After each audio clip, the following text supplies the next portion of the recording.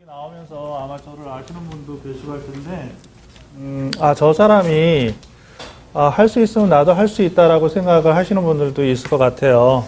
평소에 저를 봤을 때 제가 이런 D6 모임이라든지 이런 데 나갈 것처럼 안 생겼거든요. 근데 이렇게 나가서 이렇게 제가 여러분 앞에서 이렇게 간증을 하게 됐고요. 또 이제 저는 좀 편한 마음으로 시작을 하려고 그랬는데 목사님이 이 가정 예배를 통해서 이 놀라운 변화가 있기를 원하시는 것 같아요.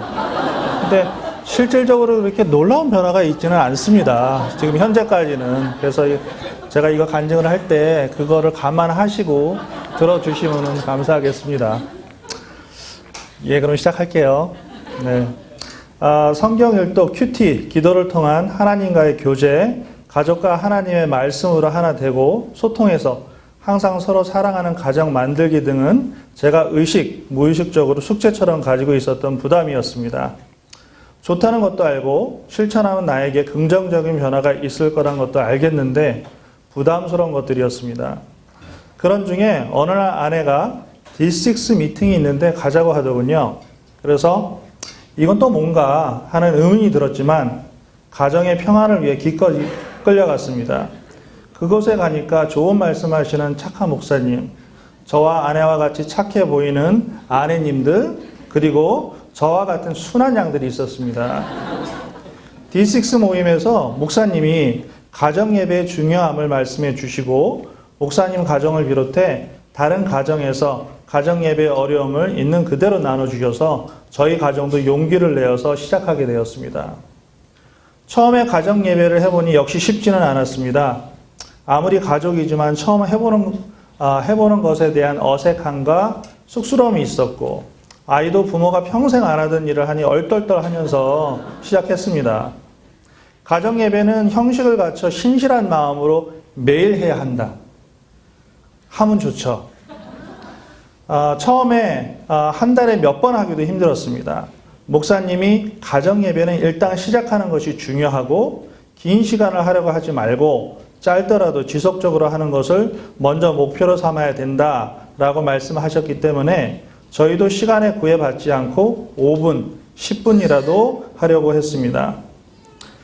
회사 일이 늦게 끝나서 기분이 안 좋아서 아이를 야단쳐서 아이 숙제가 많아서 피곤해서 등등 가정 예배를 안 해야 하는 이유는 차고도 넘쳤습니다.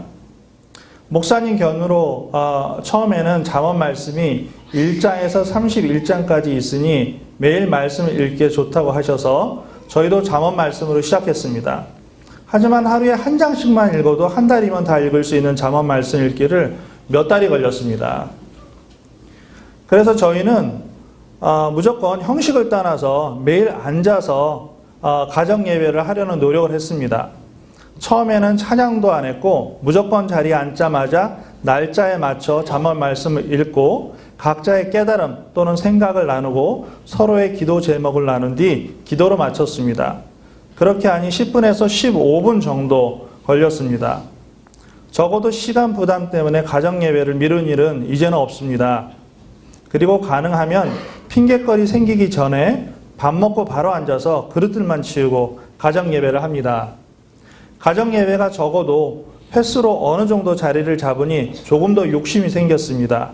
지금은 한 곡이라도 찬양으로 시작을 하고 또 함께 나누는 말씀은 잠언 말씀에서 큐티 말씀으로 바꿔서 해보고 있습니다.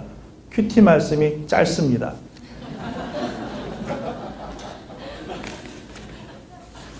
이렇게 하다 보니 자연스럽게 TV 보는 시간이 점차 줄어들게 되고 말씀 읽는데 시간을 보내게 되는 좋은 변화도 생겼습니다. 저희 집에 이제 12살 아이가 있는데 12살 아이가 어제 그저께 낸 것과 똑같은 기도 제목을 내기도 하고 오늘 말씀에서 느낀 게 없다고 말하는 아이의 쿨함에 주목을 주기도 하지만 매일 하나님 말씀을 읽고 묵상하면서 때때로 저희가 생각지도 못한 깨달음을 나눠줄 때 하나님이 이 아이를 붙들고 가시며 감사하게 되고 안심도 되었습니다. 예전에는 물어봐도 자기의 생각을 잘 얘기하지 않았던 아이가 서서히 자신의 생각을 나누는 모습을 볼 때 이 아이가 어디를 가더라도 가족이 아닌 가족과 함께 하나님과 교제했던 이 시간을 잊지 않을 것이라는 믿음도 생겼습니다.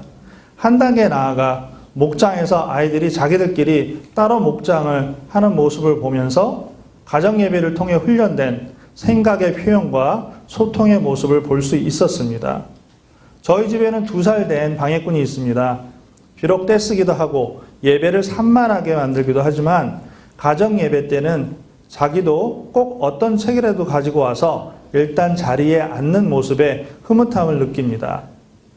아내는 가정 예배 후에 더욱더 행복하고 평안함을 하나님께서 우리 가족에 대한 믿음의 훈련을 통한 인도하심이 기대된다고 합니다. 저는 한동안은 가정 예배 하면서도 가족들에게 내가 기도하지 않으면서 가족들에게 기도하라고 얘기하는 것이 미안했고, 말씀을 통해 응답받지 않는 저 때문에 하나님께 죄송했습니다. 그 미안함과 죄송함 때문에 큐티, 성경 읽기, 기도하기, 영성 읽기 등을 시작하게 됐습니다. 아직은 부족함이 많습니다. 매일 하지 못할 때도 있고 의무감으로 할 때도 있습니다. 그렇지만 가정 예배를 통해 하나님께서 우리 가정을 변화시키시고 저를 변화시키고 계심을 고백합니다. 평안과 감사의 고백이 생기므로 저의 삶이 더욱더 긍정적이고 넉넉해졌습니다. 비록 때로는 사업장에서 또는 가정에서 일이 잘 풀리지 않더라도 말씀으로 하루를 마무리함으로써 하나님이 우리 가족과 함께 항상 함께 하신다는 믿음의 평안을 얻습니다. 우리 가족 모두가 같이 앉아서 말씀을 나누는 가운데 성령 충만함과 감사함에 즐겁습니다. 감사합니다.